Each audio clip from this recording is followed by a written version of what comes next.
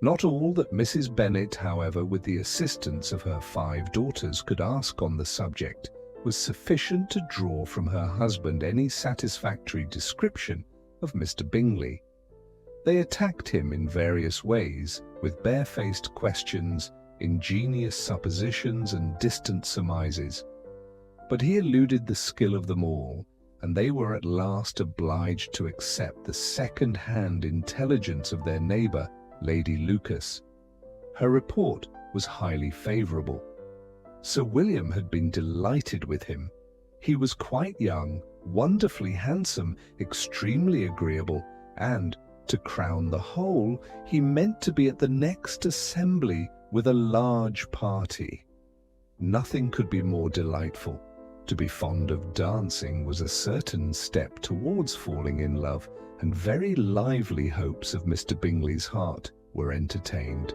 "If I can but see one of my daughters happily settled at Netherfield," said Mrs. Bennet to her husband, "and all the others equally well married, I shall have nothing to wish for." In a few days Mr. Bingley returned Mr. Bennet's visit and sat about 10 minutes with him in his library. He had entertained hopes of being admitted to a sight of the young ladies, of whose beauty he had heard much, but he saw only the father.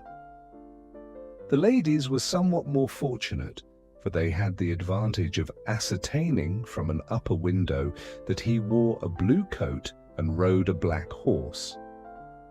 An invitation to dinner was soon afterwards dispatched, and already had Mrs. Bennet planned the courses that were to do credit to her housekeeping when an answer arrived which deferred it all.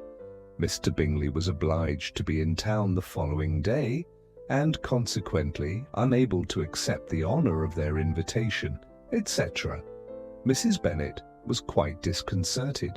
She could not imagine what business he could have in town so soon after his arrival in Hertfordshire, and she began to fear that he might be always flying about from one place to another and never settled at Netherfield, as he ought to be.